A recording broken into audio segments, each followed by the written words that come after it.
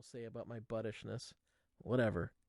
One last thing that I'd like to say to you, and I hope it will make it through the editorial process.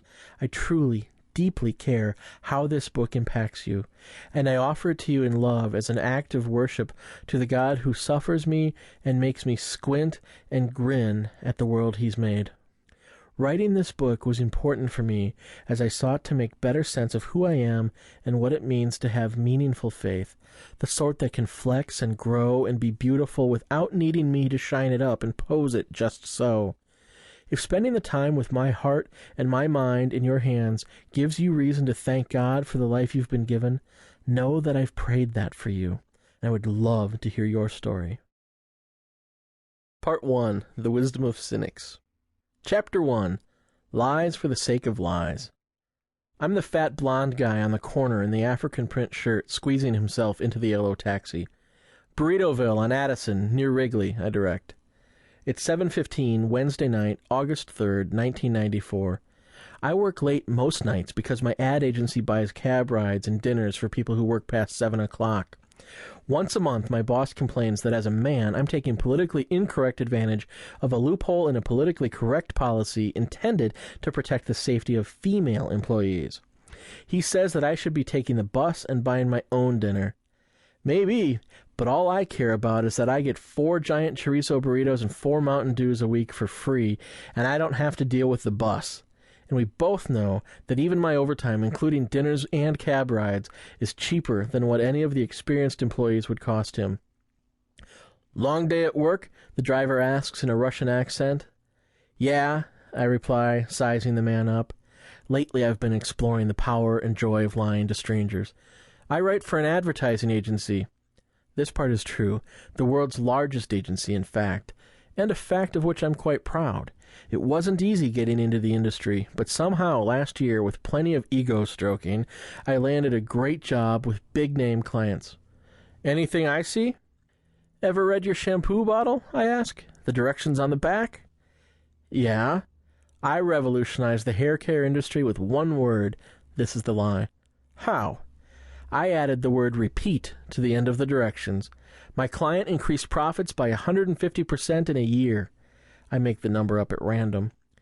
Interesting, he says, but he's clearly not all that impressed, and we return to silence as he weaves heart-stoppingly through traffic for a few blocks. Then he says, even if every person washed their hair twice, that would only be double. Why did profits go up even more? Good insight, I say, practicing my client's skill of congratulating people's intelligence when they show even the slightest mental effort. At first, our goal was just to increase sales, get people to use more, and it worked. People quickly learned that they were supposed to shampoo twice. Then the shampoo makers realized that using twice as much shampoo was actually very hard on people's hair, so they diluted the stuff, which made it a lot less expensive to produce. I leaned forward, locking his eyes in the rearview mirror to force him to listen, just to see how the trick will work. And that's when things really took off. People who were only shampooing once needed conditioner because the shampoo wasn't working on its own, and people who were following the directions needed conditioner because the shampoo was frying their hair.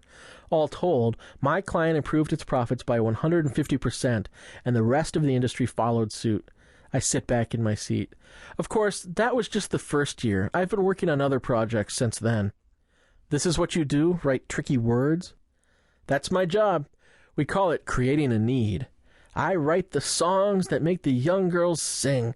I write the songs of love and hair and shiny things, I sing. I write the songs. It's Mr. Manilow to you. Most nights it takes a couple of hours and at least a couple of beers to slow the free association required to keep up the talented young copywriter role I play at work. And being so young, I feel like I have to be the one who makes the joke first, or who has the comeback ready, because the worst thing is to be seen as too young and too green or gullible. It's exhausting to be driven by the sort of fear that tells me to fake it till you make it, but it was too hard to land this job to crash and burn now that I have it. What others? He asks. You mean what other needs do I create? Yeah. All of them, my friend, I say, practicing the trick of familiarity with a stranger to build power. Needs are all made up, and there will always be new ones. Things you don't even know about today are things I'll make sure you won't be able to live without tomorrow. He scowls.